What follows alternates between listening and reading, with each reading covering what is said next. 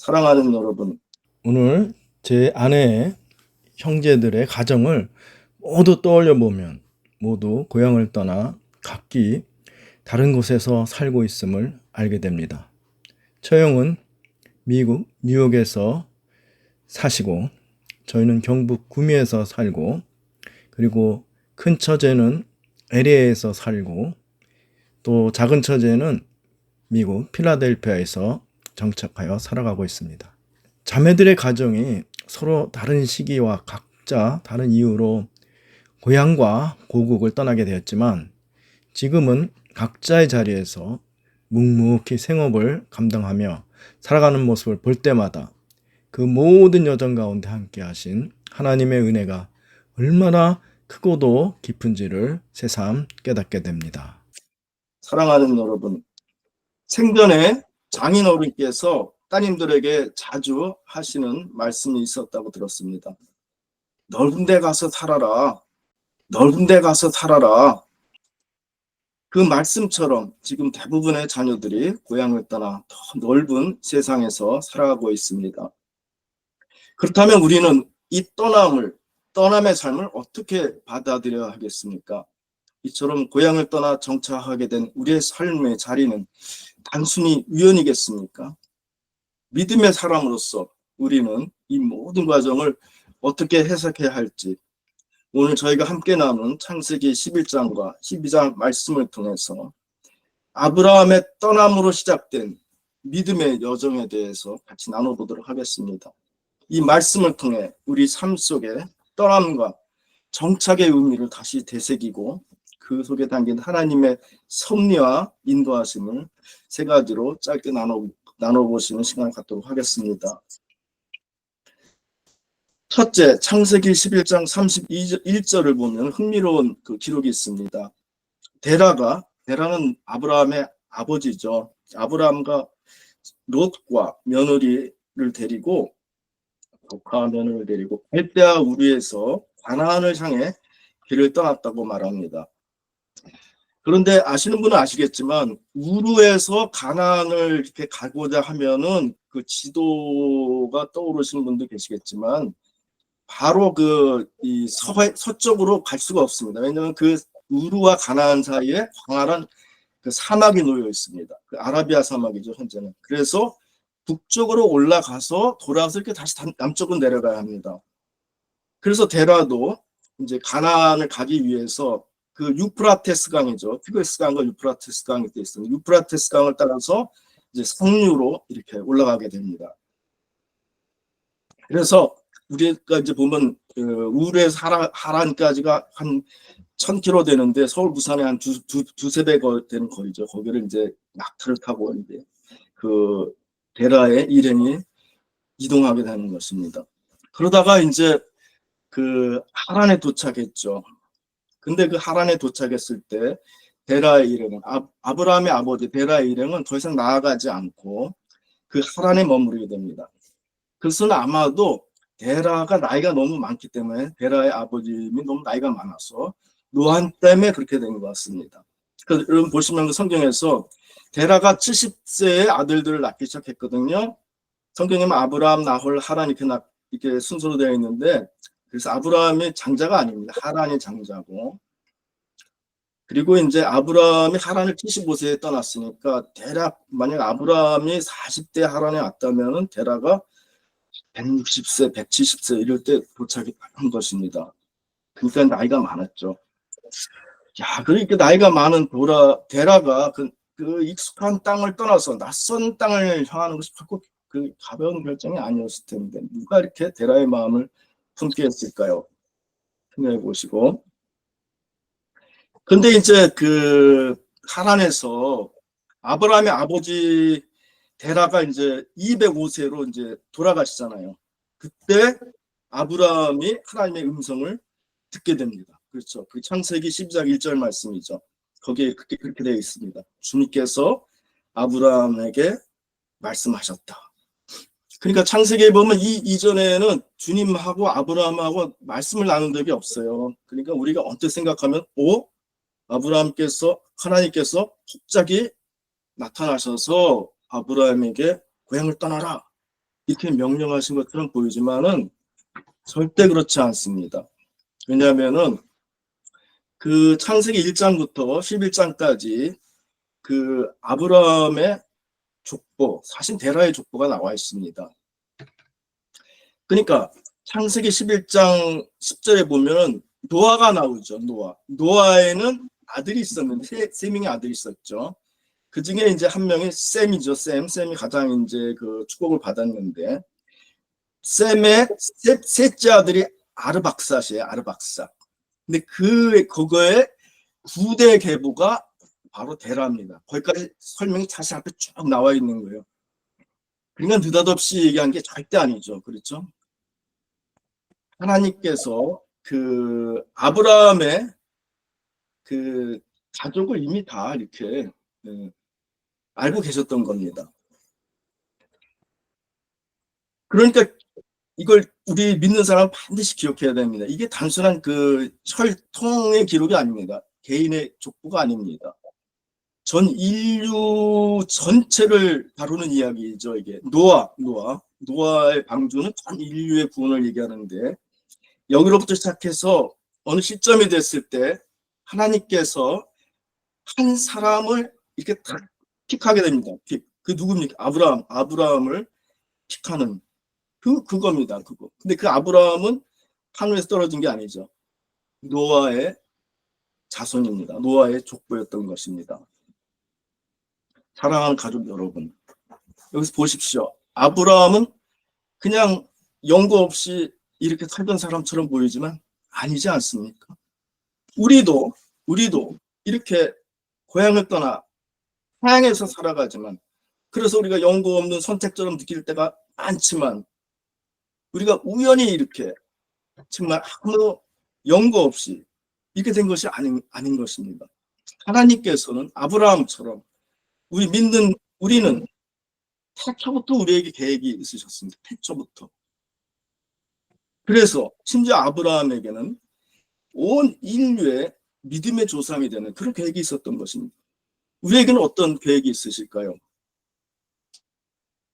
그래서 우리 하나님이 아브라함의 삶을 미리 준비하셨듯이 우리 삶 속에서도 선한 뜻을 따라 이렇게 우리를 인도하고 계시는 겁니다. 그러니까 우리가 이렇게 익숙한 고향을 떠나서 이렇게 타향에 살아갔지만 우리는 과연 하나님께서 저에게 어떠한 그러한 정말 생각을 가지고 어떠한 섭리로 이렇게 우리를 떠나게 하시고 정착하게 했는지 우리가 그렇게 그 안에서 살아가야 됩니다. 우리는 정말 정처 없는 그런 사람들이 아닙니다. 하나님께서 미리 예비하시고 다 준비하신 그 언약의 길을 가고 있는 우리라는 것을 여러분들이 이해하시기 바랍니다. 둘째로 그 창세기 12장 1절에 보면 주께서 말씀하시죠. 저희가 아마 잘 이거에 대해서 저희 가족들이 정말 공감할 것 같아요. 너는 네가 살고 있는 땅과 네가 낳은 곳 태어난 곳과 너 아버지 집을 떠나서 내가 보여주는 땅을 가라. 그 땅이 근데 익숙한 땅도 아니죠. 가나안이라는 땅. 이 말씀이 아브라함의 아버지 데라가 세상을 떠난 이후에 하나님께서 직접 아브라함에게 주신 첫 번째 명령이죠. 그 명령은 무엇입니까? 바로 떠나라는 겁니다. 여러분들처럼 여러분 떠나셨죠? 떠나라는 겁니다. 그때 아브라함은 놀라운 반응을 보입니다. 아브라함은 가나안이 어딘지도 모릅니다. 그러나 1절 그런 말 하지 않죠. 즉시 순종했습니다. 그 12장 4절에 보면 이에 아브라함이 여호와의 말씀을 따라 떠났다. 이렇게 되어 있습니다. 그렇습니다. 이때 아브라함의 나이가 몇 세인지 아시죠? 앞에 우리가 말씀 읽으신 게 75세였습니다. 아브라함은 노아의 후손입니다. 우리도 부모님들 믿음의 가정의 후손이 있죠. 우리가 몇 세 됐을 때 우리가 우리의 태어난 곳과 또 우리 아비 본토를 떠났습니까? 아브라함은 75세였습니다. 75세가 되어서야 비로소 하나님의 말씀을 완전히 준비할 순종할 준비가 되었던 것입니다. 하나님 말씀 결코 가벼운 것은 아니죠. 우리 모두에게 우리가 공감하죠. 그것은 아브라함이 하나님의 약속하신 미지의 땅에 나아가기 위해서 정말 자신이 소유한 가장 소중한 것을 모두 포기하고 엄청난 믿음의 결단과 같은 그런 시험이었던 것입니다. 하지만 하나님께서는 아브라함에게 그냥 거저 떠나라고 하시지 않으셨죠. 놀라운 약속을 함께 주셨습니다. 바로 땅과 자손과 복에 대한 약속입니다. 아브라함은 유목민이죠. 유목민에게 가장 필요한 게 뭡니까? 땅입니다. 땅. 그 다음에 자손이죠. 적군이 쳐들어와도 막고 양도 치고. 오늘날 우리에게 가장 필요한 것은 뭡니까? 부와 명예입니까? 네, 부와 명예입니다. 떠나라. 그럼 그 주겠다, 하나님이. 떠나야만 받을 수 있는 것입니다. 그러나 떠나야만 받을 수 있는 것입니다. 왜요?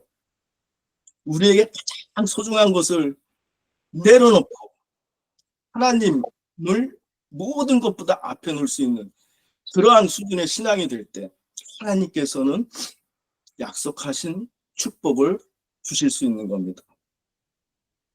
이 본문의 말씀에 보면은 아브라함이 가족과 친척을 떠난 대가로 하나님은 그에게 수많은 자손을 주시겠다 약속하셨습니다. 아브라함이 지금 머물던 땅을 떠나는 대가로 하나님께서 그들에게 새로운 땅을 주겠다고 하셨습니다. 그다음 2절 3절에 보면 복, 히브리어로 바라크라 그러는데 그 바라크란 말이 5번 나옵니다. 그래서 이 복은 단순한 세상적인 복이 아니죠. 그래서 그런 성공이 아니죠. 하나님과 우리의 특별한 언약 관계를 말씀하시는 겁니다. 우리는 기억해야 된다. 하나님께서 아브라함에게 주신 이 복은 결코 아브라함 한 사람을 위한 것이 아니죠. 그 복은 온 인류에게 흘러나가게 될 하나님의 구원의 계획이었던 것입니다. 너를 통해 모든 민족이 복을 얻게 될 것이다.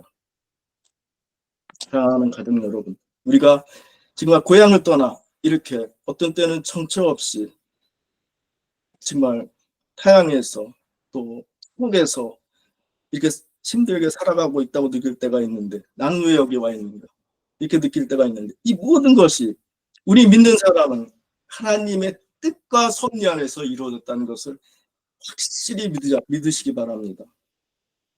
그리고 우리가 하나님의 언약을 지킨다면 그분과 동행하는 삶을 살아간다면 그 삶 자체가 우리가 이렇게 여기 와서 사는 그 이유가 되는 것입니다. 그 자체가 축복의 삶이 되는 것입니다.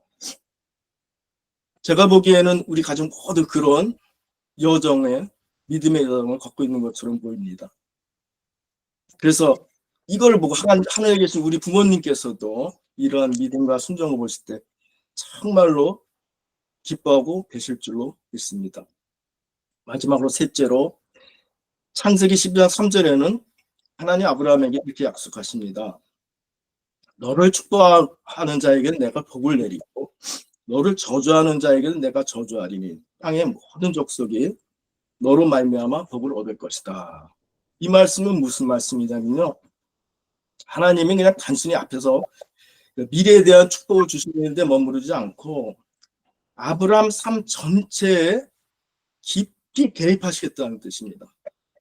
그러니까 아브라함 편에 서서 응보와 그 다음에 어떠한 그 복을 주는데 깊이 개입하시겠다는 겁니다. 방관자가 아니고.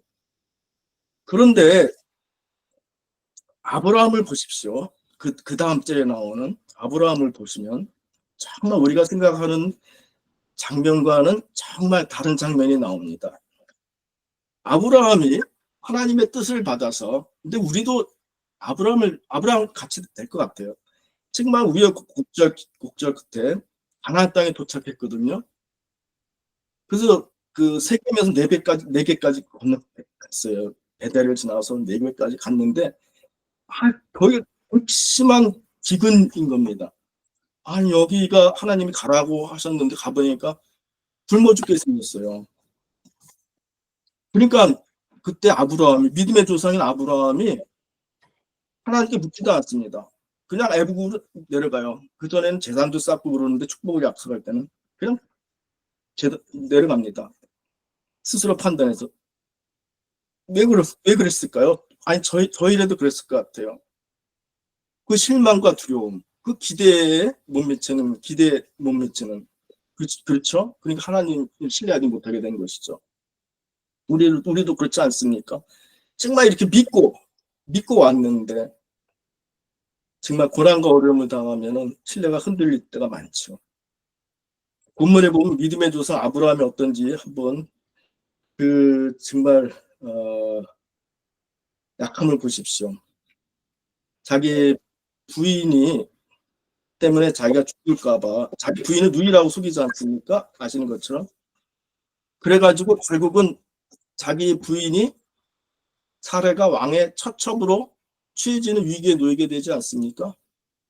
근데 아브라함이 이제 자신이 스스로 거짓말을 했으니 어떻게 해결책도 놓을 수 없는 그런 상황에 놓이게 됩니다.